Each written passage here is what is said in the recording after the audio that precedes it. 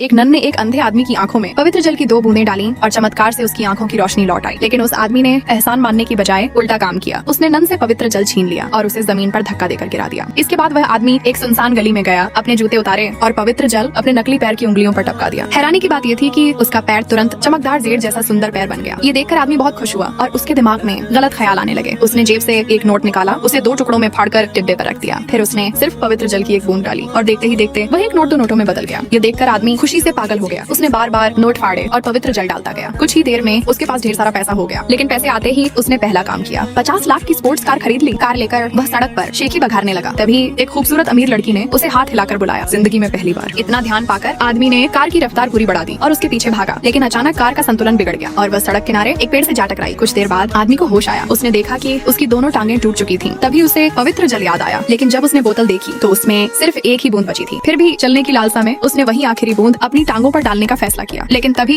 एक मक्खी उड़ती हुई गुजरी और पवित्र जल की वह बूंद गलती से उस मक्खी के ऊपर पर गिर गई। वह मक्खी बड़ी हो गई और आदमी चिल्लाता रह गया।